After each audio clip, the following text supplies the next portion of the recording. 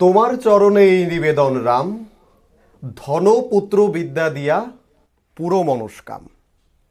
কৃত্তিবাসী রামায়ণ যদি এই যুগে লেখা হতো তাহলে হয়তোবা ধন পুত্র বিদ্যার পাশাপাশি ভোট টোটের কথাটাও লেখা থাকতে পারত এবং তা নিয়ে অনেক তর্ক বিতর্ক হতে পারে।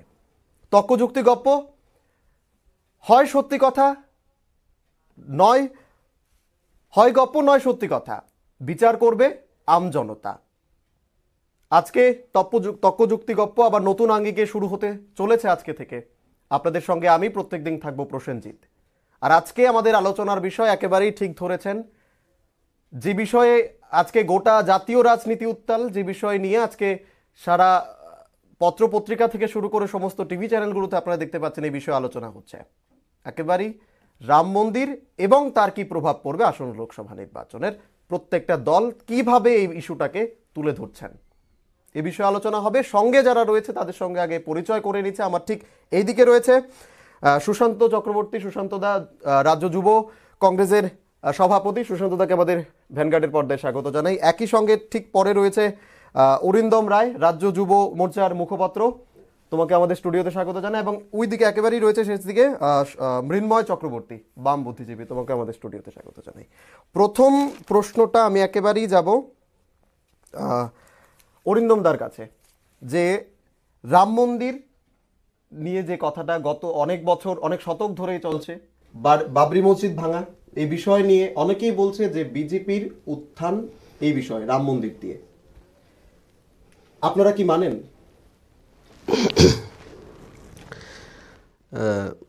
প্রভু শ্রীরাম আমাদের আস্থা, আমাদের শক্তি, আমাদের বিশ্বাস, এবং আমরা মনে করি প্রভু শ্রীরাম বিপদ কারক মুক্তি, এই আস্থা আমাদের। এবং সেটা এই আস্থা শুধু সীমিত সমাজের মধ্যে নেই, এই আস্থা করোড়ো মানুষের মধ্যে এই আস্থা এবং বিশ্বাস কাজ করে আসছে যুগ যুগ ধরে ভারতের ইতিহাসে। এবং এর বিস্তৃতি প্রভু রামের ওপর আস্থা বিশ্বাস সে অনেক বর্গ সমাজেই দেখা গেছে আমাদের বিভিন্ন সময়ে। তো এই বিষয়ে আজকে প্রভু রামের উপর আস্থার উপর যদি কোনো আঘাত আসে, কিংবা তার কোনো দেখা যায় যে না এটা আপনি আস্থা করতে পারবেন না, রাইট টু প্রে আমরা করব অবশ্যই, তার উপর ডিসক্রেডিট করা, আমাদের উপর ওটার কোনো একটা আঙ্গুল ওঠানো, কিংবা না সেটাকে ভিন্নভাবে দেখা, আইসোলেট করা, এটা কিন্তু একটা, আমি মনে করি যে একটা কমিউনাল একটা উদ্দেশ্য।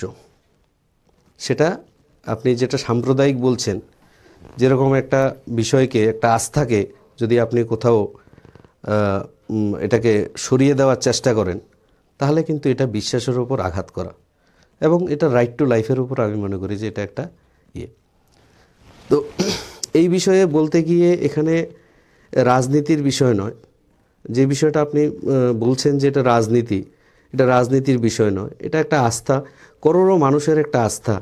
কিন্তু সেই আস্থাটা কিন্তু এখন আস্তে আস্তে রাজনীতির না, সেটা একটা গোষ্ঠী, একটা রাজনৈতিক দল কিংবা কিছু রাজনৈতিক দল সেই আস্থার উপর আঘাত এনে ওই আস্থাটাকে ভাঙার একটা প্রচেষ্টা করছে, বারবার দেখেছি আমরা।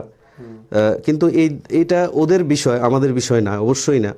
কারণ যেখানে আস্থার একটা বিষয় থাকে সেখানে এটা ভগবানটা মানে কি, মানে substance of god is faith, the substance of god is faith. তো যেখানে যার আস্থা যেখানে, তো তার উপর কোনো কিছু আঘাত আনা, সেটা কিন্তু রাজনীতি করণ ছাড়া আর কিছু নয় আমরা মনে করি। তো এই বিষয়ে এখন বলতে গিয়ে যেই আপনি যেটা বলছেন যে রাজনীতিকরণ, সেটা তো হচ্ছেই। কারণ দেখা যাচ্ছে যে এই আস্থা, প্রভু শ্রী রামকে বলা হয়েছে কাল্পনিক, রাম সেতুকে বলা হয়েছে এটাতে কখনো রাম সেতু ছিল না। তো এই বিষয়গুলো যখন আসছে, তখন কিন্তু একটা ধর্মকে আঘাত করা এবং তার আস্থাকে আঘাত করা। না, আমি উত্থানের বিষয়ে এসেছি। রাম রাম রাম মন্দির ইস্যুটা কি বিজেপি উত্থানের সঙ্গে পরিপূরক? না না, সেটা কোনো অবস্থাতেই না। এটা রাজনীতিকরণ, যে রাম মন্দিরকে করে বিজেপিকে, এটাই তো, আমি তো সেটাই বলছি যে রাম মন্দির ইস্যুকে নিয়ে যখন একটা রাজনীতি হচ্ছে, উত্থানের কথা বলা হচ্ছে, সেখানে সাম্প্রদায়িকতার বিষয়টা আসছে, যে একটা সম্প্রদায়কে, একটা বর্গকে, একটা আস্থাকে এইভাবে রাজনীতি করা। তো ধর্মের রাজনীতি কি বিজেপি ধর্মের রাজনীতি করে অনেকেই বলছে। না, অনেকেই বলছে। আমি একটা পাশাপাশি নাগরিকত্ব বিল সংরক্ষণ আইনেও বলা হয়েছে উত্তর পূর্ব যে পূর্বাঞ্চলের রাজ্যগুলিতে অমুসলিমদেরকে প্রবেশ করতে, মানে নাগরিকত্ব দেওয়া হবে না। সেটা নাগরিকত্ব আইনে আমরা অন্য সময় তার দিক আমি আলোচনা করব, যেহেতু আজকে রাম মন্দির নিয়ে, আমি যেহেতু সাম্প্রদায়িকতা নিয়ে সাম্প্রদায়িকতা এটা বলছি, আমি আপনাকে সেই বিষয়ে, এটা বিল পাস হয়েছে, নাগরিকত্ব বিল কবে এসেছিল, কারা এনেছিল, কি আসে বিষয়, সেগুলো সব বৃত্তান্ত আছে। কিন্তু এখন আমি বলছি যে রাজনীতিকরণ যেটা হচ্ছে, যে অ্যালায়েন্স হচ্ছে কি, alliance for power, for gaining power, not for common people, not for development, alliance only for gaining power. কেন? এখানে একটা ভালো গভর্নেন্স চলছে, সুশাসন চলছে, এখানে মিডলম্যানদের কাজ হচ্ছে না, মিডলম্যানরা কিছু করতে পারছে না, বিভিন্ন বিষয় যেটা রাষ্ট্রবাদী বিষয় আসছে, একে আঘাত আনা, এবং এটা হচ্ছে যে টু স্ট্রাইক দ্য ডেমোক্রেসি এবং integrity and nationalism of India, এটাকে একটা আঘাত করার জন্যই এই জিনিসগুলো আসছে।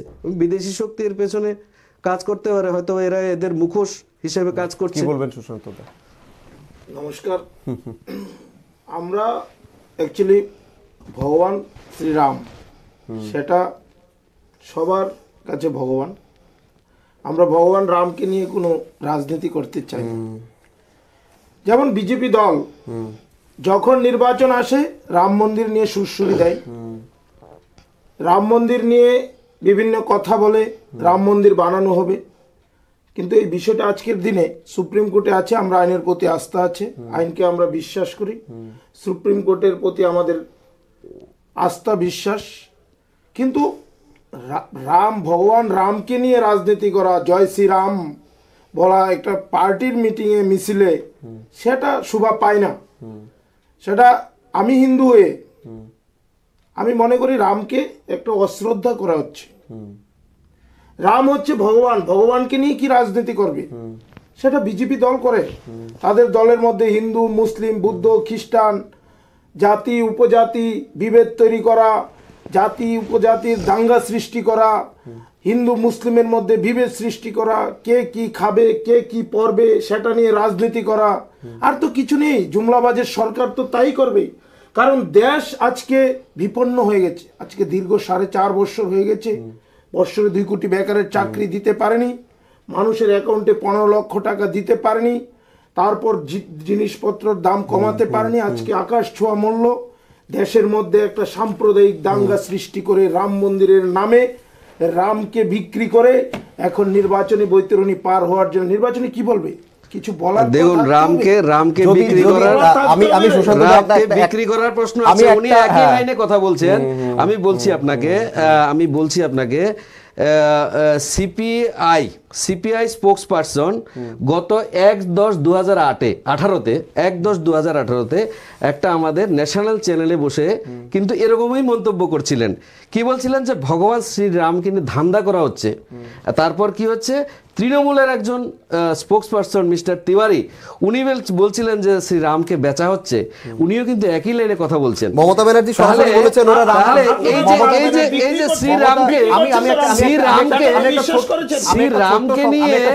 শ্রীরামকে উনি প্রভু শ্রীরাম বলে, কিন্তু আরেকটা কথা বলছেন, মমতা ব্যানার্জি নিজে বলেছেন যে ওরা দেবতা বিক্রি করে খায়। সেটাই একই লাইনে ওনারাও হাঁটছেন।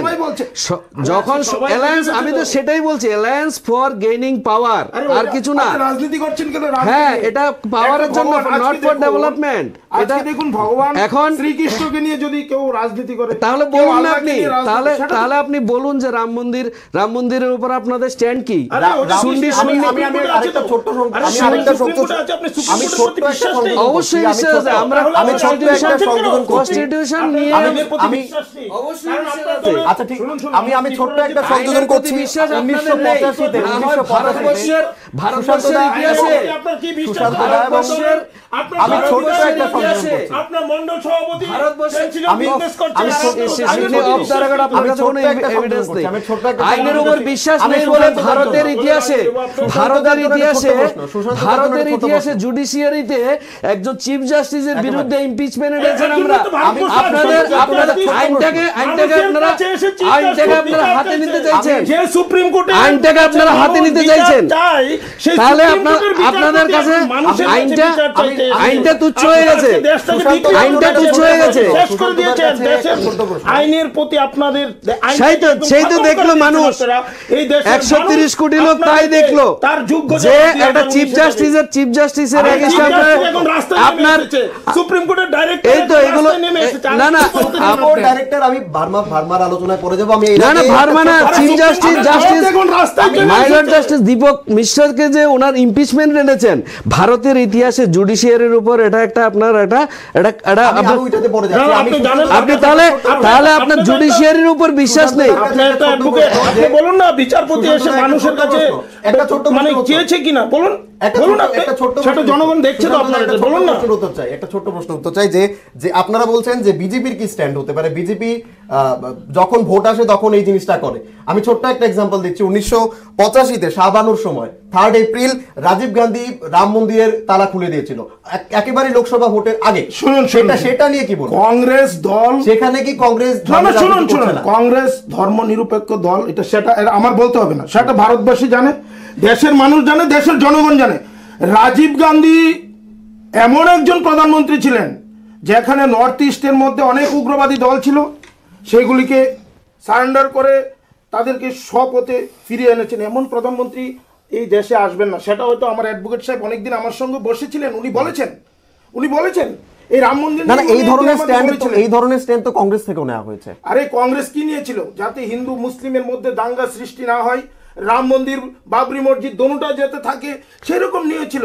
আজকে তো সুপ্রিম কোর্টে বিচারে দিই। তখন কংগ্রেস থেকে তো এখন আর কংগ্রেস অনেক পরিবর্তন হয়েছে। আমি মৃন্ময়দার কাছে যাচ্ছি। কংগ্রেস ইটালি হয়েছে। অনেকক্ষণ ধরে মৃন্ময়দার চুপ রয়েছে। মৃন্ময়দার কাছ থেকে কিছু কংগ্রেস শুনবো। আইটা ঠিকই আছে, আইটা ঠিক আছে, এটা ইটালি হয়ে গেছে। এবার মৃন্ময়দার কাছ থেকে শুনবো মৃন্ময়দা এই ব্যাপারে কি মতামত রাখছে। অনেকক্ষণ ধরে মৃন্ময়দা একবার মৃন্ময়দার কাছ থেকে শুনে নি। মৃন্ময়দার কাছ থেকে এই বিষয়ে আসছি, একেবারে শুনবো। আপনি যদি একটু শুনুন, আপনাকেও আমি শুনবো। আমিও শুনবো। একবার মৃন্ময়দার কাছ থেকে শুনি। আমরা শুনবো আগে মৃন্ময়দার কাছ থেকে শুনি। রাফাল আমরা যাবো এই বিষয়ে, আগে মৃন্ময়দার কাছ থেকে কিছু শুনি।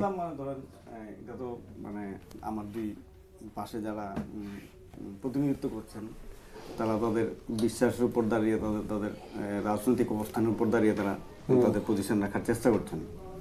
কিন্তু ঘটনা যেটা সেটা হচ্ছে ধরেন রাম মন্দির ইস্যু বা রামকে অবতার হিসেবে সামনে তুলে ধরা, সেটা রামায়ণটা হচ্ছে একটা পৌরাণিক কাহিনী। আপনি শতবর্ষ পুরনো অনেক বছর ধরে এটা তৈরি করা হয়েছে, এটা সবাই জানে তৈরি করা হয়েছে।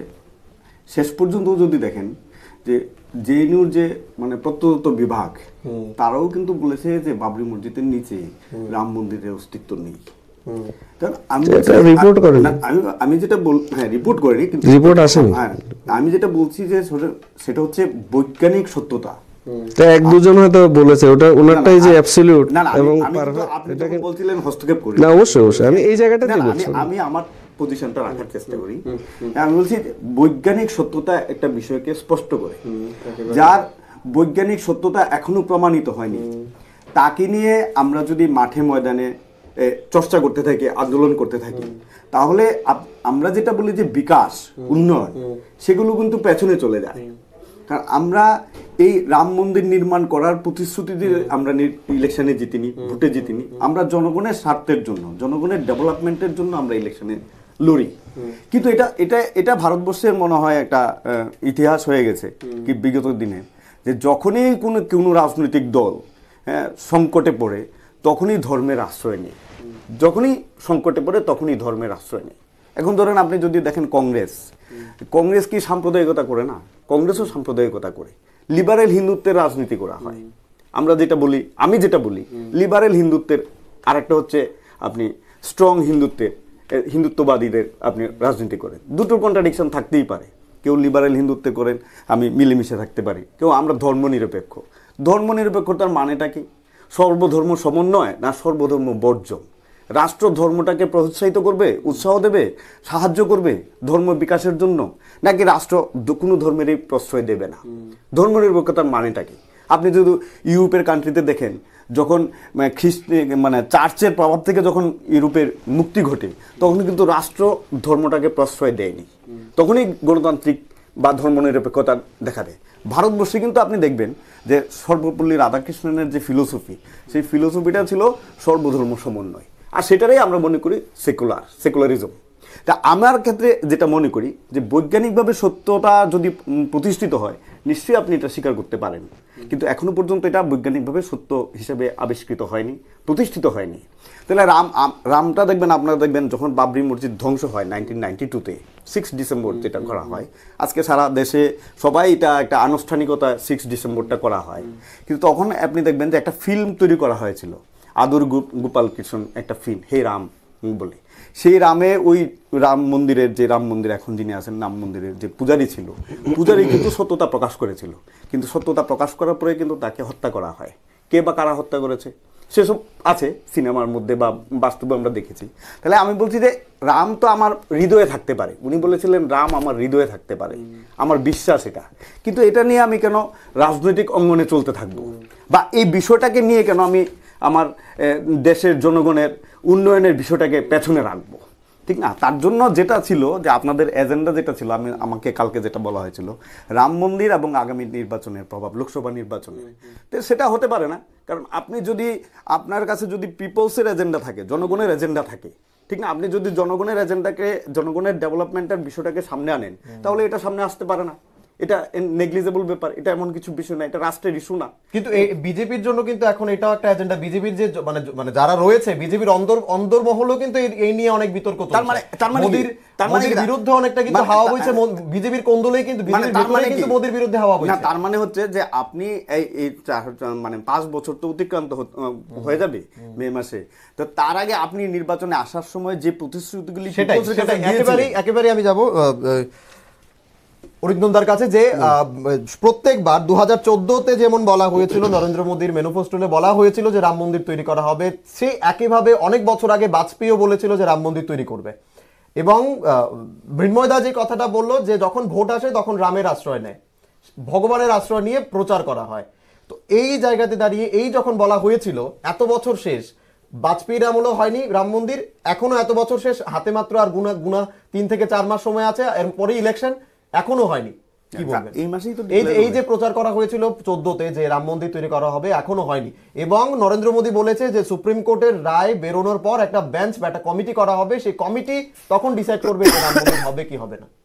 না, এই পুরো বিষয়টাকে যেভাবে রাজনীতিকরণ করা হচ্ছে, দেখেন আমরা এসব নিয়ে রাজনীতি করছি না, কিন্তু রাজনীতি করছে কারা? যে যারা রামের উপর যাদের আস্থা, ওদেরকে কিভাবে হটানো যায়, এইটা নিয়ে হচ্ছে রাজনীতি। কেন রামের উপর আস্থা থাকবে?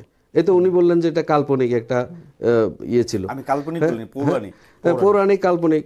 তো এই যে বিষয়গুলো, যে রামকে কিভাবে ডিভাইড করা যায়, রাম ভক্তদের কিভাবে আলাদা করা যায়, কিংবা রামের উপর যাদের আস্থা আছে ওদেরকে কিভাবে একটা সমাজকে, অ্যাকচুয়ালি এটা কি সমাজকে একটা সমাজের উপর একটা আঘাত আনা, এবং অবশ্যই এটা ডেমোক্রেসির উপর আঘাত তো শিওর।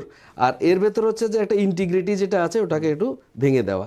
আর রাজনীতির বিষয়টা যেটা হচ্ছে, আপনি বললেন যে কেন করলেন না, যে উনি যেটা বলছেন, যে সুশান্তবাবু যেটা বলছেন, যে এখানে একটা আইন আমরা মানছি না, আইন যদি না মানা হতো তাহলে কেন কনস্টিটিউশনকে মেনেই তো এটা করা হয়েছে, লটাকে রেখেই মানা হয়েছে, এবং যথাযোগ্য এবং যথেষ্ট মর্যাদা এবং তার ডিগনিটি, অনার, রেসপেক্ট দিয়েই কিন্তু আমাদের আদালতকে মান্যতা মেনেই এই যে বিষয়টা কিন্তু করা হচ্ছে, যে না হয় আপনারা জানতেন না না যে 2014 আমি বলছি লোকসভা পূর্বে আমি যে এটা আইনের সেটাই, কথা আছে, সেটাই, আপনারা 2014 বলেছিলেন 100 দিনের মধ্যে রাম আমি মন্দির বলছি তৈরি হবে, বলছি সেটা বলছি হয়নি কেন? বলছি আপনার সেটা সেটা বলুন আপনার না। আমি বলছি, আমাকে বলতে দিন যে যেটা, আর এটা মুসলিমদের জন্য নির্বাচন আর আসলে এর রাম জন্য মন্দির। মুসলিমদের জন্য রহিম মুসলিম কোথায়? রাম মুসলমানদের কিন্তু রহিম কংগ্রেসও কবরুন। করেছিল, আরে কংগ্রেসও করেছে এই আপনারা জিনিসটা। দেখেছেন তো, আরে শুধু আপনাদের BJP কথা যে বলছি, করছে আপনারা সেটা নয়, স্ট্যান্ডটা কংগ্রেসও বলেন না তো, করেছে। আপনারা স্ট্যান্ডটা বললেন না যে আপনারা কখনো বলেন যে হিন্দুত্ববাদী আমরা মানি না, আমরা রাষ্ট্রবাদী মানি, আবার কখনো জেনুধারী আপনারা ব্রাহ্মণ হয়ে যান, আবার কখনো দেখা যাচ্ছে যে কি বলে আপনার মানে আপনারা বলছেন যে যদি 90% মুসলিম ভোট না হয় তাহলে কমলনাথজি বলছেন যে 90% মুসলিম ভোট যদি less than 90% more Muslim vote will destroy Congress. এটা আপনাদের শুনুন, জাতপাত আমি নিয়ে বলছি কংগ্রেস রাজনীতি করেন, আমি বলছি আপনারা করেন। আপনার আমরা আপনার কংগ্রেস কথাটাও দল শুনবো আমি, হিন্দু, মুসলিম আপনাকে কাটতে রক্ত আপনাকে বেরোবে, মুসলিমকে কাটতে না না বেরোবে, আমাকে অবশ্যই কাটতে অবশ্যই, বেরোবে। কিন্তু স্টেটমেন্ট সেটা এরকম কংগ্রেস দিচ্ছেন দল করে। আপনারা, কারণ আপনারা কংগ্রেস আপনার বলছেন দলটাই তো মুসলিম পার্টি, ওই হিন্দু আমাকে মুসলিমের মধ্যে divide করে রাম politics বলছেন করছেন। কাল্পনিক, কারণ আজকে তারপর এবার- এগুলো আমাদের আর কথা না, উত্তরপ্রদেশ টের পাবেন, এগুলো 77 এগুলো তো সিট পেয়েছিলেন না, জোর জবরদস্তি এবার সেই কথা তো 57 আপনাদের, পাবেন না, এগুলো 3টাও পাবেন না, সেটা দেখে এগুলো নিন। শুনেন এই যে মানে আরে দেখুন না, এর জন্য রাম মন্দির আরে আমি বলছি তো আপনাকে এই যে মাস্কুলার যেটা সেটা আপনি দেখবেন। যেটা মাস্কুলার পলিটিক্স করতে চাইছেন সেটা ভারতবর্ষের মানুষ রিজেক্ট করে আরে দিয়েছে আপনি তো হিন্দু জোর মুসলিম জবরদস্তি divide দিয়ে, করছেন, জোর আপনি জবরদস্তি দিয়ে। তাহলে আমি মুসলিম বলছি দরকার নেই আপনাদের। এই মুসলিমদের জন্য বিজেপি গভর্নমেন্ট যেটা করে গেছে করেছেন? করছেন যে ত্রিপল ওই তো- তালাক হতে দিলেন না, যে একটা রাইট একটা ওটা করতে দিলেন না আপনারা। শুনুন আপনারা, মুসলিমদের জন্য আজকে হরিয়ানা গভর্নমেন্ট হরিয়ানা গভর্নমেন্ট মুসলিম মেয়ে বিয়ের জন্য 51,000 টাকা করে দিচ্ছে। আপনাদের কিন্তু এরকম কোনো আপনারা দেখাতে পারবেন না। 51,000 দিচ্ছে হরিয়ানা গভর্নমেন্ট মুসলিমদের জন্য। এগুলো হচ্ছে আপনাদের, এগুলো হচ্ছে আপনাদের। তারপর কাউকে বলা, কাউকে বলছেন আমি বলছি শুনুন, আপনারা আপনাদের সজাগ থাকার ফলেই নরেন্দ্র মোদীজি রিপোর্ট পেশ করতে পারছেন যে এই হয়েছে দেশের, আর আপনাদের কাছে কোনো রিপোর্ট ছিল না, আপনাদের কাছে কোনো রিপোর্ট নেই, আর আপনাদের আপনাদের সজাগ থাকার ফলে নরেন্দ্র মোদী, আমি বলবো এই স্টুডিও থেকে আপনারা আরো সজাগ হন।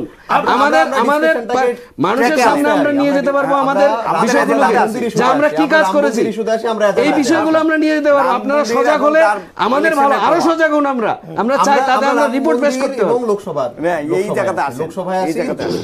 আমার প্রথম প্রশ্ন লোকসভায় তো ছিল 100 যে- ক্রস করবেন না।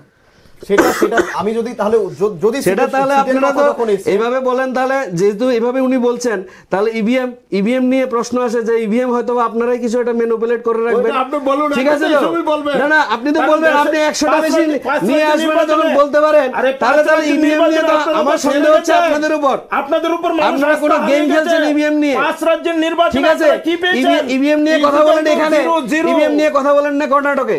আপনাদের বিচারিতা ইট ইজ একদম ক্লিয়ার। আপনারা দিল্লিতে সিপিএম এর সাথে আঘাত করেন, পশ্চিমবঙ্গে একসাথে আঘাত করেন, আরে এখানে কথা আলাদা করেন না, শুনুন। কেরালা বিচ্ছিন্ন করেন। এগুলো শুনেন, এই যে ডাবল গেম বুঝে নিয়েছে আরে মানুষ। মুখের জোরেই তো বেঁচে আছেন। ডাবল গেম মানুষ আমরা বুঝে রাম নিয়েছে। মন্দির এবং আসন্ন লোকসভা নির্বাচনে- আমরা রাম মন্দির এবং আসন্ন লোকসভা নির্বাচনে আসি। আমি গভর্নমেন্ট অফ অরিন্দম দার কাছে একটা প্রশ্ন করব। আমাদের কাছে এইরকম অনেক সাধু সন্তরাও এরকম মানে অনেক আমাদের কাছে রয়েছে যে যারা বলছেন যে যদি আগামী 3 থেকে 4 মাসের মধ্যে রাম মন্দির তৈরি না হয়, এবং তারা উদাহরণস্বরূপ বলেছে ছত্তিশগড় মধ্যপ্রদেশের মতো দশা হবে পুরো ভারতবর্ষে বিজেপির, যদি আগামী 3 থেকে 4 মাসের মধ্যে রাম মন্দির তৈরি না হয়। এবং বিজেপির ভেতরেও অনেকেই মোদী বিরোধী হাওয়া কিন্তু বিজেপির মধ্যে চলছে। এই নিয়ে কি বলবে? আমি তো বললামই, আস্থার উপর আঘাত আসলে, আস্থার উপর যদি আঘাত আসে, সেরকম এটা যে কোনো সম্প্রদায়, সমাজ, সাধু সন্তরা বলতেই পারেন, হ্যাঁ, যে কি বলে কিন্তু আমাদেরও কি বলে আপনার ন্যাশনাল কনভেনশন গেছে বিগত 2-3 দিন আগে, ওখানেও ক্লিয়ার স্ট্যান্ড করা হয়েছে যে দেখুন এটা তো কনস্টিটিউশন মেনেই করতে হবে এবং আইন মেনেই করতে হবে।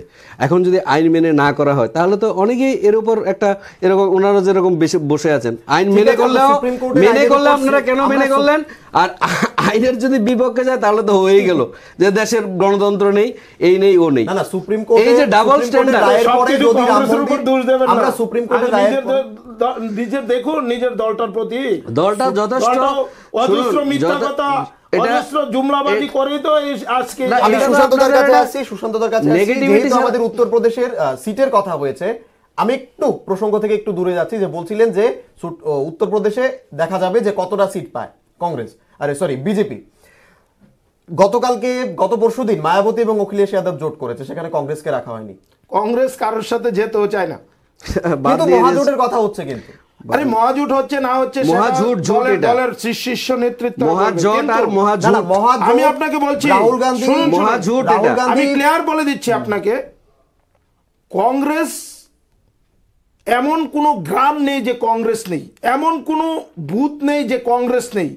লোকসভায় কিন্তু আপনি- বিরোধী দল দলনেতা নেই, মৃন্ময়দার সেটা ঠিক কাছে আছে। বলতে সেটা চাইছি। আপনি মৃন্ময়দার কি কাছে বলতে যাবো, চান? মৃন্ময়দার কাছে যাবো, মৃন্ময়দার কাছে নেই, যাবো। 44 খানা সিট পেয়ে একটু কোথায় আছে? মৃন্ময়দার কাছে শুনবেন। একটু মানে আমি যেটা বলছিলাম যে ধরেন তো এটা ধরুন পাওয়ারের জন্য তো দুনো পার্টি, আপনি যদি দেখেন ভারতবর্ষের রাজনীতিতে আমরা তিনটি ঘটনা দেখি, একটা কংগ্রেস ঘটনা, একটা সোশ্যালিস্ট ঘটনা, আর একটা হিন্দুত্ববাদী ঘটনা।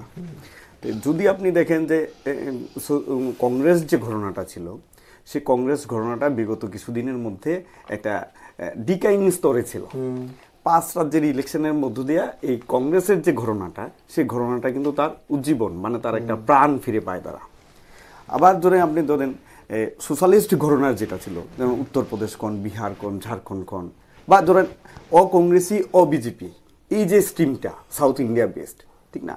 তো আপনি দেখবেন যে সেন্ট্রালাইজড পাওয়ার এখন বিজেপির কাছে, এনডিএ গভর্নমেন্টের কাছে, এনডিএর কাছে আছে। তো এনডিএর থেকেও কিন্তু শরিকটা সরে যাচ্ছে, দুই একজন করে করে তারা সরে যাচ্ছে। শিবসেনা প্রচন্ড বিক্ষুব্ধ, এবং শিবসেনা এই রাম মন্দির ইস্যু নিয়ে অনেক পুরোপুরি উপেন্দ্র কুশওয়াহা মোদি বিরোধী ছেড়ে দিয়েছে, টিআরএস ছেড়ে দিয়েছে। আপনি এনডিএ তে ছিল আপনার চন্দ্রবাবু নাইডু, আগেই বেরিয়ে গেছে। আপনি দেখবেন লাস্ট যারা আসামে ছিল অগপও বেরিয়ে গেছে। মানে এখন এনডিএর মধ্যে একটা সংকট। তার মানে এটা না আইপিএফটিও বেরিয়ে যাবে। তার মানে এটা না কিন্তু উনি সব প্রবাবল, উনি হচ্ছে সম্ভাব্যতা, না, না, এটা হয়ে already যাবে বেরিয়ে গেছে। যদি এটা হয়, না, যদি ওটা হয়, আইপিএফটিও বেরিয়ে যাচ্ছে। আচ্ছা, যদি আমারটা ওটা একটু হয়। শেষ করতে দিন। তারপরে দেখুন কংগ্রেসের মধ্যে যে কংগ্রেসের সাথে যারা অ্যালায়েন্সে যাওয়ার ব্যাপার থাকে, কাকে তারা লিডার মানবে, এটা একটা কন্ট্রাডিকশন। ইউনাইটেড লিডার এটা হতে হবে যে যোগ্য নেতৃত্বের মাধ্যমেই তো আমরা অ্যালায়েন্সটা করব। তো কংগ্রেস এটা বলে দিয়েছে যে যে কেউ প্রধানমন্ত্রী হতে পারে, তাদের হাইকমান্ড এটা বলে দিয়ে যে কেউ তাতে আমার কোনো আপত্তি নেই। আপনি দেখবেন যে কর্ণাটকে সবাই ইউনাইটেড, এবার উত্তরপ্রদেশ মহাজোটে তো মানছে না, মহাজোটে তো একজনকেও মানছে না। অখিলেশ এবং মায়াবতী আরে সেটা না, সেটা না। কনফারেন্স করে আপনি বলেছে, এটা সুশান্ত যদি কথাটা প্রসেনজিৎ বাবু, আপনি এটা- না, না, প্রত্যেকটা আপনি গ্রামে এটা দেখুন, কংগ্রেস না, না, আপনি এটা দেখুন। প্রত্যেকটা গ্রামে কংগ্রেস রয়েছে। না, না, না, মায়াবতী এবং না, না, না, অখিলেশ যাদব, এটা না, মায়াবতী আপনি এবং এটা- অখিলেশ যাদব প্রেস কনফারেন্স করে বলেছে যে উত্তরপ্রদেশে কংগ্রেসের কোনো ভোট ব্যাংকের দুটো সিট ভোট ব্যাংকে কংগ্রেসের কোনো প্রভাব পড়বে না। দুটো সিট তাদের জন্য, রায়বেরেলি আর আমেথি। আমি সেটা বলছি না। কংগ্রেসও বলে দিয়েছে না, না, 80টা সিট না, না, আমি কংগ্রেস তো 80টা সিট দিচ্ছে, কিন্তু ওই যে মহাজোট প্রসেনজিৎ, একসঙ্গে চলার যে প্রসেনজিৎ বাবু, আমি যেটা বলছি, আরে আমি কংগ্রেস- বলছি যে মহাজোট এটা। না, না, না, আমি যেটা জোট বলছি কি হয়েছে? আপনি বলুন হয়েছে? না, না, না, মহাজোট আর না, না, মহাজোট, আপনি তাহলে জোট। এটার মধ্যে প্রসেনজিৎ বাবু, ভুলাতে করছেন না, কেন? না, প্রসেনজিৎ বাবু, কংগ্রেস কিন্তু- মহাজোট প্রসেনজিৎ বাবু, আমি যেটা বলছি সেটা হচ্ছে যে বিজেপির বিরুদ্ধে কিন্তু আপনি দেখবেন রিজনাল ফোর্সগুলো ইউনাইটেডলি, আপনি উত্তরপ্রদেশে দেখুন বিএসপি অখিলেশ, আপনি বিহারে দেখুন সমস্ত জোট, ও ঝাড়খণ্ডে দেখুন, উড়িষ্যাতে দেখুন, অন্ধ্রে দেখুন, তেলেঙ্গানাতে দেখুন, কর্ণাটকে দেখুন, সব জায়গাতে কিন্তু রিজনাল যে পলিটিক্যাল, পশ্চিমবঙ্গে দেখুন রিজনাল যে পলিটিক্যাল ফোর্সগুলো আছে তারা কিন্তু ইউনাইটেড এনটি বিজেপি, একেবারে এনটি বিজেপি। আপনি দেখবেন যে সেন্ট্রাল পাওয়ারে কে আছে, পাওয়ার টু সেন্টার তো পরে ভাবা যাবে, আফটার ইলেকশন দেখা যাবে। পাওয়ার টু সেন্টার, আমি পাওয়ারে যাব, আর অলরেডি আমি পাওয়ারে আছি। আমি সেটা বলছিলাম যে বিজেপির বিরুদ্ধে কিন্তু সমস্ত স্টেটে অপোজিশন পার্টিগুলি ইউনাইটেড। না, হয়নি এখনো। এখনো বিজেপির পারেনি মধ্যেকার শরিকগুলিও, কারণ issue নেই তো। বিজেপির মধ্যেকার issue নেই। শরিকগুলিও সরে যাচ্ছে। এগুলো- তার মানে কিন্তু আপনার ডেভেলপমেন্টের কত আপনি- কোশ্চেনটা আসছে। বিজেপি ক্ষমতা যাওয়ার সময় যে প্রতিশ্রুতিগুলি দিয়েছিল 2014-তে, সেই প্রতিশ্রুতিগুলি তারা পালন করেনি। আপনি দেখবেন এটা কিন্তু আচমকা ঘটেনি। 5টা রাজ্যের রেজাল্ট বিজেপির বিরুদ্ধে দেখুন যে না, গেল, আপনাদের তো report গেল আছে। তো, না না, গেল report তো, তাহলে- বিজেপির বিরুদ্ধে গেল। কেন গেল? এটা রাম মন্দিরের জন্য যায়নি। আপনি দেখবেন আপনারা এটা আমাদের সাংবাদিক, শুনেন, না, না, আমাদের আপনারা stand সাংবাদিক, কিন্তু আমরা করে না, না, দিয়েছি। আপনারা সাংবাদিক, না, না, এটা আপনারা আমাদের সাংবাদিক, stand কিন্তু আপনারা clear। politician, এটা আপনারা আমাদের সাংবাদিক, stand- আপনারা আমাদের politician। stand clear দাঁড়ান, এই দাঁড়ান। ব্যাপারে, এই বিষয়ে। উত্তরপ্রদেশে না, না, আপনি একটার পর একটা বলবেন, গরু আমি- একটা আমি issue। শুনতে হবে। না, না, শুনতে হবে, সেটা হবে আপনি না। বললে আমরা শুনছি না। না, না, অবশ্যই। আপনি কিন্তু আপনি যখন এটা- বলছেন আপনারা শুনছি তো। আপনি বলছেন যে বিজেপির ইয়ে নেই, কি বলে, গ্রহণযোগ্যতা না, না, নেই, গ্রহণযোগ্যতা, কিংবা- 5টা রাজ্যে তো হ্যাঁ, গ্রহণযোগ্যতা তাহলে নেই তো। না, না, এটা হেরে না। গেলেন তো, পাওয়ার এটা থেকে বিষয় সরে না। গেলেন তো আপনারা। এটা বাস্তব। না, না, না, বাস্তব না। 2টা আজকে- সিট হলো আপনারা আজ- হেরেছেন। না, হেরেছি হেরেছেন না, তো। আর হারার কারণ কিন্তু এটা না, গরু না। রাম মন্দির না, আরে আপনি হারাটা হচ্ছে হারার লোকাল বিষয়- ইস্যু। না না আপনি লোকাল ডেভেলপমেন্টের আপনি ইস্যু। তাহলে শুনেন, না, আজকে কি শুনবো? আজকে আমি একটা কথা বলছি আপনাকে, আপনি স্বামীনাথনের রিপোর্ট আপনাকে ইমপ্লিমেন্ট করেননি। আপনাকে আমি এখানে আপনি এই রাজ্যের কৃষি- কথা বলছি, না না, রাজ্যের কথা রাজ্য বলছি না, আমি। আজকে আমি এজেন্ডা রাজ্য না, না না আজকে এজেন্ডা রাজ্য না, আমার ত্রিপুরা রাজ্যের কথা বলছি আমি। ত্রিপুরা রাজ্য তো আপনাদের ত্রিপুরা এখন রাজ্যের ফ্রি এন্ড কথা- ফেয়ার ইলেকশন হলে হেরে যাবে না, আমি ফ্রি শুনুন। এন্ড ফেয়ার ইলেকশন হলে হেরে যাবে। আমি হেরে যাব, সব প্রবাবল। আপনি কিছু পাওয়া না, সম্ভাব্য দিয়েই তো কাজ করবো। সম্ভাব্য, সব না, না, সম্ভাব্য। সম্ভাব্য হেরে দিয়েই যাবে, কাজ করতে হবে। করে যাব, না, না, যদি না হয়, পরে দেখুন না, যদি করে না দেখুন না। শুনে রাখি, আমি আপনি বলি, আপনি অযথা বিতর্কটাকে আপনি অযথা বিতর্কটাকে ঘুরাতে হচ্ছে। আপনাকে বলছি যে আমাদের স্ট্যান্ড ছিল, আমাদের কেন stand না, আমাদের আপনাদের আমাদের কর্মসূচি কি ভোট ছিল? কম পেতে হয়েছে, আপনাদের এসব কি রাজ্যে কর্ম- আমাদের ক্লিয়ার ছিল। আজকে কিচ্ছু ত্রিপুরা clear ছিল রাজ্যে না। শুনুন আমি, কিচ্ছু clear ত্রিপুরা ছিল না। রাজ্যে সিপিএমরা যারা সিপিএম কে ভোট দেয়নি, ওরা কোন সিপিএম ছিল? যারা চাকরি পেয়েছে, যারা কি বলে আপনার বিভিন্ন সুযোগ সুবিধা নিয়েছে, বিপিএল এর সুযোগ সুবিধা নিয়েছে, এরা সিপিএম কে ভোট দেয়নি। ওরা ভেবেছে আর সিপিএম থেকে আমার পাওয়ার কিছু নেই। ভেবেছে আপনারা বেশি সুবিধা দেবেন, সেম জিনিস বেশি আমাদের সুবিধা দেবেন, সেম সেটা জিনিস ভেবেছে 2000 টাকা পেনশন দেবেন, আপনি 360 সেম টাকা জিনিস মজুরি দেবেন। মধ্যপ্রদেশে হয়েছে, না না সেম না জিনিস রাজস্থানে না হয়েছে, না যে বিজেপি থেকে আর পাওয়ার মধ্যপ্রদেশে কিছু নেই। আপনাদের ওই শাসনে লোকগুলো 15 আমাদের বছরের সাথে- শাসন, ওই লোকগুলো আমাদের আপনাদের সাথে- শাসন। আমাদেরকে ভোট দেয়নি। ওই লোকগুলো জনগণের আমাদেরকে ভোট দেয়নি। জনগণের ইস্যুটা ওই আপনারা লোকগুলো ভোট দেয়নি অ্যাড্রেস আমাদেরকে। করেননি, আপনি জনগণের আপনি সমস্যার তাহলে সমাধান ভুল করেননি। ভুল ব্যাখ্যা করছেন। ভুল এখানে। আমরা ব্যাখ্যা করি না, ভুল যা ব্যাখ্যা বাস্তব। করছেন। ওই যা লোকগুলো বাস্তব। যারা আপনারা সবকিছু বাস্তব পেয়েছে থেকে বিজেপি চিন্তা থেকে, করেন না। ওই লোকগুলো ভোট দেয়নি। আর সবকিছু যারা না, না, না। সিপিএম থেকে না, পেয়েছে, না, না, না। এই লোকগুলো বিজেপি সিপিএম কে ভোট দেয়নি। ত্রিপুরাকে বিজেপি বলছে যে বিজেপি সাম্প্রদায়িক রাজনীতি করে না। যদি তাই করা হয়ে থাকে, তাহলে এই যে উত্তর পূর্বাঞ্চলের রাজ্যগুলোতে এনআরসি অর্থাৎ মানে আমাদের যে এই নাগরিকত্ব বিল সংরক্ষণ যে আইন পাশ করা, সেখানে উত্তর পূর্বাঞ্চলে নর্থ ইস্টে অমুসলিমদের নাগরিকত্ব দেওয়া হবে না। শুনুন, যে নাগরিকত্ব বিল নিয়ে, সে বিল নিয়ে আমাদের কংগ্রেস দল এখনো কোনো স্ট্যান্ড নেয়নি। কারণ আমরা এই বিলের পক্ষ বলতে পারবো না, আমরা বিপক্ষ বলতে পারবো না, সেটা আমি পরিষ্কার বলে দিচ্ছি। সেটা আমার হাইকমান্ডের ব্যাপার, এটা আমাদের। আপনিও তো জনপ্রতিনিধি, না, না, এখানে শুনুন, শুনুন। আপনার কাছ থেকে যদি আমি জানতে আমি চাই আপনাকে আপনি বলছি। কোনটাকে সাপোর্ট করবেন? আমার একটা কথা শুনুন,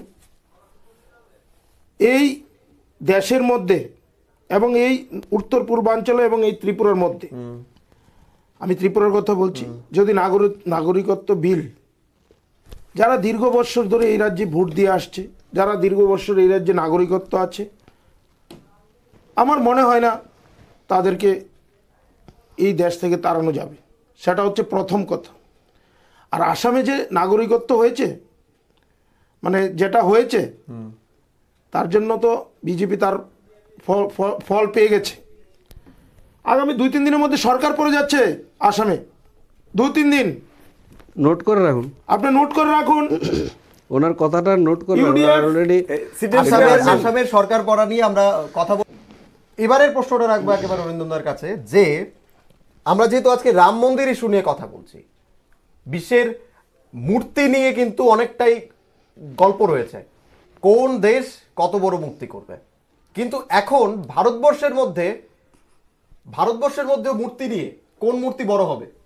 সর্দার প্যাটেল মূর্তি হয়েছে, এখন সদ্য ঘোষণা করেছেন যোগী আদিত্যনাথ উত্তরপ্রদেশে রাম মূর্তি করবেন এবং সেটা হবে 281 মিটার উঁচু।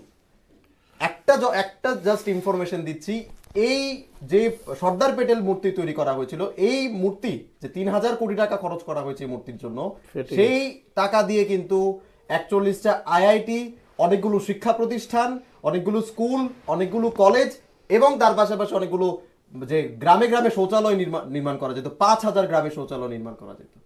এই যে টাকার যেটা খরচ, সেটা মূর্তির পেছনে লাগানো হচ্ছে, কি বলবেন? শুনেন, এই যে ল্যান্ডমার্ক একটা বিষয় আছে, এবং এই যে ল্যান্ডমার্ক বিষয়টা, যেরকম ধরুন ফ্রান্সের ইফেল টাওয়ার, ঠিক আছে, তারপর আমেরিকাতে, প্রত্যেকটা দেশেই ল্যান্ডমার্ক একটা বিষয় থাকে, যা দিয়ে পর্যটকদের আকর্ষিত করা যায় এবং পর্যটকরা আকর্ষিত হয়। আপনি যেটা বলছেন, এর থেকে অনেক গুণা বেশি আয় হবে এই ল্যান্ডমার্ক মূর্তি কিংবা কোনো একটা স্ট্যাচু কিংবা এরকম কিছু। ল্যান্ডমার্ক যদি না, আমি বলছি আহা একটু একটু সেটা অপেক্ষা করুন, মূর্তি তো আছে। অপেক্ষা করুন, অপেক্ষা করুন। মূর্তি ইন্ডিয়ার মধ্যে বানানোর শুনেন কোনো শুনেন, ক্ষমতা মূর্তি নেই। মূর্তি ওই ভেঙেছে, বাইরে এগুলো থেকে থাকবে এনে আপনাদের। বানিয়েছে আরে আপনাদের তো সোর্সটাই এরকম নেগেটিভিটির না, না, ভিতর আপনি মূর্তি ভাঙেনি, আপনি ভাঙে একটা কেটে পজিটিভ যায়নি কথা মূর্তি। বলতে পারলেন না আরে আজকে দর্শকদের সামনে। আপনি বলুন শুধু না। নেগেটিভ কথা ছাড়া একটা পজিটিভিটি আপনি বলুন আপনার না, মধ্যে মূর্তি- নেই। মূর্তি না, তো ভেঙে বিগত গেছে। যে- বিগত দিনে যদি আমি positive কাজ কথাটার হতো, উত্তর দিতে পারবো না তাহলে বিগত আমার দিনে কথা। positive- আমি কথাটার ইন্ডিয়ার উত্তর মধ্যে দিতে বানানো পারবো না। positive কাজ হলো হতো। আমি কথাটা যদি না না না, পজিটিভ কাজ হলে পজিটিভ বলতাম। Digital India, make in India বানিয়েছে, একটা মূর্তি বানানোর ক্ষমতা নেই। সুশান্ত দা, দর্শক বিজেপির কাছ থেকে আগে এই প্রশ্নটা আপনি আপনার আমি আপনার বিজেপিকে টান বলছি, যখন আসবে আপনি না, উনি বলুন। বলেছেন আমার উত্তরটা তো আমাকে দিতে দিন। আমার উত্তরটা আপনি বলুন, উনি বলছেন এতটা আইআইটি করা যাবে, এতটা ইয়ে করা যাবে। বক্তব্য আমরা শুনবো আগে বিজেপি। আচ্ছা আপনি বলুন, আমি বলবো। হ্যাঁ আপনি বলুন, আপনার আপনার যা মনে হয় তা বলুন। আগে আপনি বিজেপি আপনার থেকে শুনি, আর সেই তারপর বিষয়ে আমরা আমার কোনো ইয়ে নেই। আপনি বিজেপি এবং বলে আসছেন CPIM 3 দিন পর থেকে আসামে গভর্নমেন্ট কংগ্রেস থাকবে না, তারপর কি বলে আপনার বিজেপি সরকার গভর্নমেন্ট থাকবে না। বেরিয়ে গেছে না, হ্যাঁ তাহলে এগুলো দেখাতে পারবে? তাহলে তো আপনার এই বিষয়ে আমার কোনো উত্তর নেই। এগুলো জনতা তার উত্তর জনতা দেবে, কেন তো জনতা জনতা বেরিয়ে তার গেছে। উত্তর দেবে। আমার উত্তর দেওয়ার দরকার নেই। আপনাকে বলবো আমি ভাঙবে না, আপনি বলবেন আপনি বলবেন ভাঙবে। এই উত্তর আমি যাব না এই প্রশ্নের উত্তরে। এখন মূর্তির বিষয়টা যেটা বলছি আমি, এরকম স্ট্যাচু বানানোর উদ্দেশ্য হচ্ছে যে কি বলে আপনার ভিজিটার্সদের একটা আগ্রহ তৈরি করা, যে এরকম এটা তো ভারতবর্ষে বিশাল স্ট্যাচু, এটার একটা দর্শনের জন্য কিংবা তার একটা দেখার জন্য অনেকে আগ্রহ হয়ে থাকে। এই আগ্রহের জন্য বিভিন্ন জায়গা থেকে বিভিন্ন দেশ বিদেশের পর্যটকরা আসেন এবং এতে আমাদের ভারতবর্ষের লাভালাভ অনেক হয়। কারণ যত পর্যটকরা আসবেন এখানে ততই আমাদের মানে কি বলে কান্ট্রি এনরিচ হবে, ঠিক আছে। এবং এটা একটা মাধ্যম যার মাধ্যমে আমরা ভিজিটার্সদের এবং ফরেনার্সদের ন্যাশনাল মানে আমাদের স্টেটেরও ওনাদেরকে আমরা অ্যাট্রাক্ট করতে পারি, যে ঠিক আছে আমরা গিয়ে দেখি যে গুজরাটের ওখানে কি হলো, মহারাষ্ট্রের ওখানে ওইটা নির্মাণের জন্য ওটা নাকি সবচেয়ে বিশাল স্ট্যাচু করেছে, এবং পর্যটকরা যত আসবে এর ফলে একটা ইকোনমি ডেভেলপমেন্ট হবে। ওই দিশাতেই কিন্তু এগুলো বানানো। আর এটাকে নিয়ে যখন এই রাজনীতি হয় তখন তো এটা ওনাদের ব্যাপার। আমি বলবো, সুশান্ত 2 মিনিটে বলতে হবে। আমি বলছি মূর্তি বানানো কি এই ভারতবর্ষের মধ্যে কেউ নেই? আর ভারতবর্ষ মাটি এনেছে চীন থেকে, মানে make in India, digital India. কোথায় মাটি এনেছে, কিভাবে মাটি আনলো, আমার তো আপনি তো 3,000 কোনো কোটি কিছু টাকা খরচ এগুলো করেছে। সব হচ্ছে 2 আপনার কোটি বেকারের চাকরি দেবো, বেকার গুলায় যাও। আগে 2 কোটি বেকার, ওইটা বলুন 3 না, কোটি ওনার খরচ করে প্রশ্নের মূর্তি, উত্তরটা বলুন। পর্যটন নেই, কিছু নেই। সেটা মানুষ জানে। মানুষ মূর্তি আপনার দিয়ে উত্তর ভাত খেতে মানুষ পারবে দেবে। না। বেকার এখন কাজ নেই, কৃষক আত্মহত্যা করছে, বেকার আত্মহত্যা করছে। 300 কোটি এই টাকা তো যে খরচ করে জুমলাটা মূর্তি বানিয়েছে। যে জুমলাটা কর্ণাটকে হলো, কর্ণাটকে হয়েছে কৃষি ঋণ মুকুব করবে বলে 800 কৃষককে ঋণ মুকুব করা হয়েছে। এ হচ্ছে জুমলা, এ হচ্ছে জুমলা। Let me finish. জুমলাটা আপনাদের থেকে তৈরি হয়েছে, জুমলা সৃষ্টি হয়েছে আপনাদের থেকে। আপনারা হচ্ছেন প্রডিউসার, আপনারা হচ্ছেন অরিজিন অফ জুমলা। কর্ণাটকে 800 কৃষককে দেওয়া হয়েছে শুধু ঋণ মুকুব, বলা হয়েছে যে পুরো কৃষক সমাজকে ঋণ মুকুব দেয়। জুমলা আপনাদের থেকে শুরু। আমাদের অনুষ্ঠান শেষে শপথ নেওয়ার আগে কৃষকদের ঋণ মুকুব করা হয়েছে, সেটা বলুন না জনগণের সামনে, জনগণ শুনতে পাবে। এই হচ্ছে আপনাদের জুমলা। একটু বেকারত্ব প্রশ্নটা যখন এসছে, অনেকেই অভিযোগ করছেন এবং রাজনৈতিক অনেক মহলে অনেকেই অভিযোগ করছেন যে বিজেপি সরকার যখনই ভোট আসে বা যে কোনো সরকার যখনই ভোট আসে তখন বেকারত্ব ভুলে গিয়ে রাম মন্দির কিংবা কোনো সাম্প্রদায়িকতার বিষয় নিয়ে সেটাকে সামনে তুলে ধরে। সরকার আসার পর মূর্তি, কংগ্রেস বলুন সেটা বিজেপি বলুন, যে কোনো কেউ কিন্তু এই জিনিসটাকে তুলে ধরে। সিপিআইএম বলুন, কংগ্রেস বলুন, একদম কারেক্ট। মানে যারা নির্বাচনের সময় নির্বাচনী প্রতিশ্রুতি দিয়েছিল, বেকার সমস্যার সমাধান করা, কৃষকের সমস্যার সমাধান করা, নারীদের অধিকারের প্রশ্ন, ছাত্র যুবদের অধিকারের প্রশ্ন, গ্রামীণ দলিতদের প্রশ্ন, মাইনরিটিসদের প্রশ্ন, তারা যখন সমস্যার সমাধান করতে ব্যর্থ হলো, তারা তখনই এই মূর্তি এবং ধর্মের বিষয়টাকে সামনে আনে। যখনই ইলেকশন আসে তখনই তারা এটা তোলে। আপনি দেখবেন ত্রিপুরা রাজ্যেও, ভারতবর্ষে তো বেকারের সমস্যা বেড়েই যাচ্ছে, ত্রিপুরা রাজ্যেও দেখবেন এই গত কয়েকদিন লেফট ফ্রন্ট গভর্নমেন্টের সময় যে বেকারত্বের হার ছিল তার চাইতে এখন 42% বেড়ে গেছে, বেকারত্বটা বেড়ে গেছে। কটা আপনার 10 মাসে কটা চাকরি হয়েছে? নোটিফিকেশনই হয়নি, চাকরি দেয়নি, 10 মাসে কি হয়েছে হয়েছে, আমরা কিন্তু আপনার গত কথা ইন্টারফেয়ার করিনি। 25 বছর আমি আপনারটা বলিনি, আপনার শুনুন। তো সেই বলুন, দিক থেকে আপনার বলছে, মর্জি মতো আপনি বলে নিন। সেই দিক থেকে হচ্ছে যে যখনই শাসক পার্টি বিজেপি হোক কংগ্রেসই হোক, যখনই আপনার সংকটে পড়ে তখনই ধর্মের আশ্রয় নেয়। ধর্মটা হচ্ছে সাধারণ মানুষের কাছে আফিমের মতন, নেশার মতো। ধর্মের নামে পেটে ক্ষুধা, কিন্তু ধর্মের সমাজতন্ত্রের ভজন কথা করে। বলছেন, কথা বলে তারা সিপিআইএম-এর কথা বলছেন। ধর্মের আশ্রয় নেয়, আমি ধর্মের ছোট্ট একটা উদাহরণ দিচ্ছি। ইলেকশনের 2018 নির্বাচনের আগে কিন্তু আস্তাবল ময়দানে যখন এত বড় অনুকূল ঠাকুরের অনুষ্ঠান হয়েছে, সেখানে কিন্তু মানিক সরকার গিয়েছে। হ্যাঁ, এবার সেটা তো তো জাননি। কারণ আপনি যখন সমস্যার এবার তো সমাধান জাননি। করতে এটা কিন্তু হ্যাঁ, জানি। সমস্যার ভোটের সমাধান পরে কিন্তু না, না, জাননি। সমস্যার ভোটের পরে সমাধান কিন্তু যখন জানি। আপনি করতে পারেননি, কথা তখনই বলতে তো ভোটের পরে যায়নি। আপনি যখন সমস্যার এবারও তো সমাধান করতে জাননি। পারেননি, তখন কিন্তু আপনাকে ধর্মের রাহুল আশ্রয় নিতে গান্ধী হবে। মন্দির মন্দির ঘুরছে বুঝছেন? গুজরাট, না, না, না। মধ্যপ্রদেশে মহাকাল মন্দির ঘুরছেন। আপনি আমাদের বলছেন, আপনার কথা আমরা শুনতে পাচ্ছি না। আপনি আমাদের কথাতে হস্তক্ষেপ করছেন, জেনুধারী সেটা তো ঠিক না। ব্রাহ্মণ, আপনি ডেমোক্রেসিটা অন্তত মেইনটেইন করেন। জেনুধারী আপনি ব্রাহ্মণ। আমাদের রাহুল গান্ধীর শিখাতে কথা বলছেন তো? আপনি সেটা হচ্ছেন না। রাহুল গান্ধী বলছেন না, না, না, না, সেটা ঠিক না। রাহুল গান্ধী এই দেশের না, না, না, যখন ব্যর্থ একটা সরকার, যখন যার ব্যর্থ প্রয়োজন- রাম মন্দির নিয়ে গোটা আজকে থেকে 50-60 বছর আগে থেকে 99 বছর আগে থেকে কিন্তু এই বিতর্ক চলছে এবং আগামী দিনেও এই বিতর্ক চলবে। বিতর্ক শেষ হবে না, মন্দির নিয়ে চলবে। কিন্তু কথা হচ্ছে গিয়ে মানুষ কি পাচ্ছে, মানুষ কি পাচ্ছে, মানুষ কি সাম্প্রদায়িকতা বলুন, ধর্ম বলুন, এই সমস্ত রাজনীতি নিয়ে বলুন। লোকসভা নির্বাচন এসে গেছে, এখন রেজাল্ট, ভোটের পর রেজাল্ট কি হবে সেটাই এখন বলবে যে মানুষ কার পক্ষে রয়েছে, বিজেপি, কংগ্রেস, সিপিআইএম কিংবা মহাজোট না বিজেপির পক্ষে। সেটার আমরা রেজাল্ট পাবো যখন লোকসভা নির্বাচন শেষ হবে। আজকের মতো তক্ক যুক্তি গল্প এখানে শেষ, সঙ্গে থাকুন।